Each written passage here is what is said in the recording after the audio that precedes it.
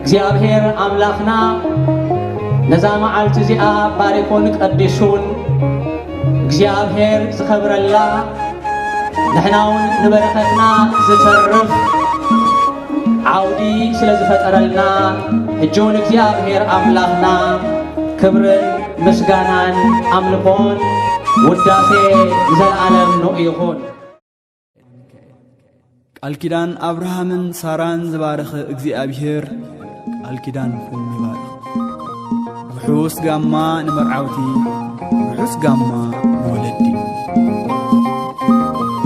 ዲያቆን ሰሎሞን ከምቲ ሐዋርያው ቅዱስ ጳውሎስ ዝበሉ ኢየሱስ ክርስቶስ ነታ ቤተ ክርስቲያን ንጽሕትን ቅድስትን ኮይና ምእንቲ ክትርከብ ከምኡ ስለ ዘፍቀራ ንገዛ ነፍሱ በጃ ዝሃበ ንስኻውን ክተፍቅራን ንገዛ ሓሳባካን ሕይወትካን ንገዛ ነፍስኻን ድማ ስለ ሰበይትኻ ክትሕልፍ ከም ዝግባእካ ሐዋርያው ቅዱስ ጳውሎስ ይነግራሉ።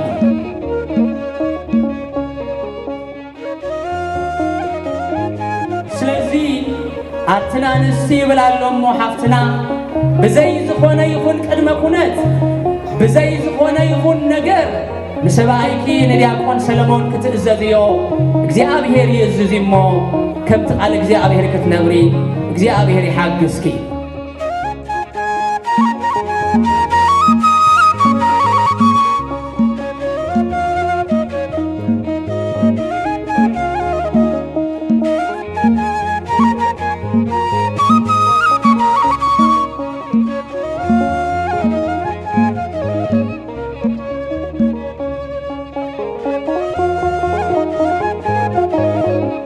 ስድራ ቤት ድማ እዞም ደቂ እዚኦም ኣብ ዝገብርዎ ጉዕዞ ኩሉ እግዚአብሔር ቅድሚት እንዳሃቡ ክጓዓዙ ንሕናውን ደገፍቶም ክንከውን ቤተ ክርስቲያን ትጽዋዓና ኣላ። አሰይ ጸሎተይ ሰመረ አሰይ ጸሎተይ ሰመረ አሰይ ጸሎተይ ሰመረ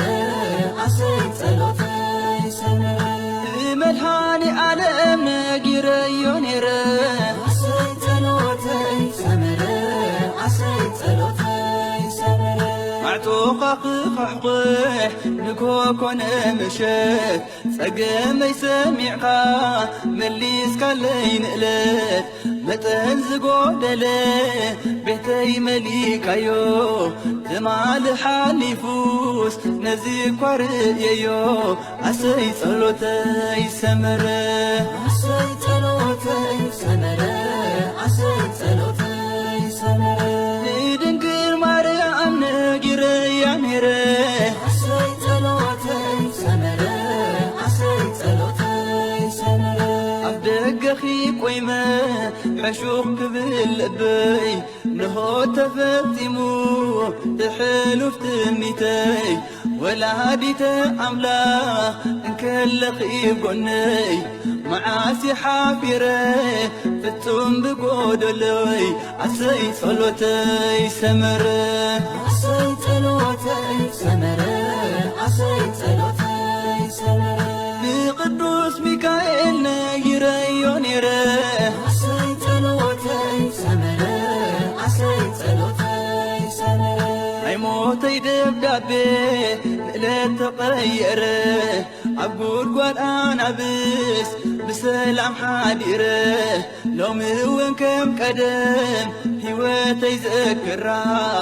ኣብ ኣሰር ክርስቶስ ክጸንዕ ሓደራ አሰይ ጸሎተይ ሰመረ አሰይ ጸሎተይ ሰመረ አሰይ ጸሎተይ ሰመረ ንቅዱስ ገብርኤል ነጊረዮ ነይረ አሰይ ጸሎተይ ሰመረ አሰይ ጸሎተይ ሰመረ ናይ ውሽተይ ጸሎት ናይ ልበይ ልማኖ ዘመን ከም ዘቕረ መንኮን ዝኣምኖ ብስራት ልማድካ ደስታ ናይ ወዲ ሰብ ጸሎትካ ሰሚሩ በቂዕ ንኸብካ አሰይ ጸሎተይ ሰመረ አሰይ ጸሎተይ ሰመረ አሰይ ጸሎተይ ሰመረ ንቅዱስ ሩፋኤል ነጊረዮ ነይረ አሰይ ጸሎተይ ሰመረ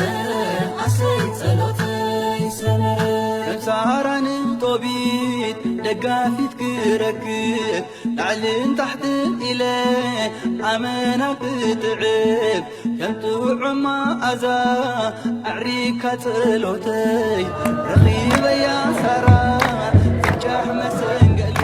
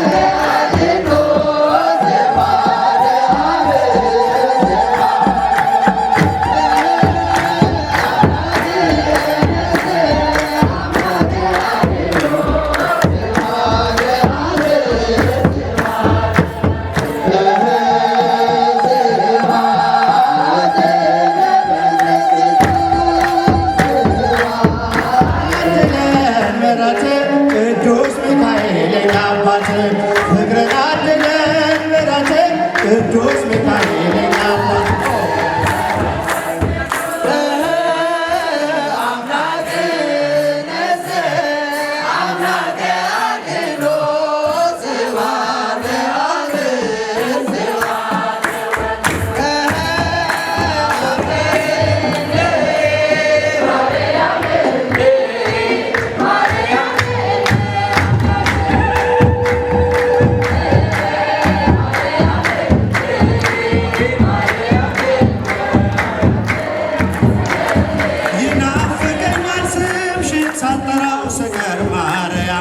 ትናንትም ዛሬም አመስጋኝ ነኝ። የለም ለነገር የሚያስፈራኝ ሜዳ ይሆናል ተራራ ልጅ ስላለ ከእኛ ጋር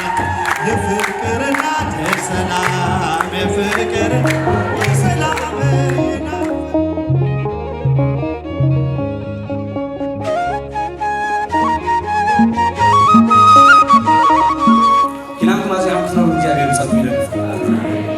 حاولنا يكون سلمان يا رامنا لو من قناتنا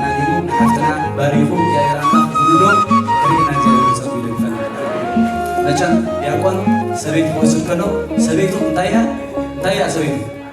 مسكريا ابو تانا كله مسكري بمالو اذا مسكري زي بقى يسنع مالتي لازم مسكري تصبروا على ساعه انسان حرجه لازم مسكري زي ده مالتي اذا مسكري زي ابتغينا نجي تمركز له مالتي اذا مسكري زي حلفنا تا ስለዚህ ነዚህ መስቀል ነዚህ ሐላፊነት ሲ አጽይና ኢና ክንነብር እግዚአብሔር ጽዋዕና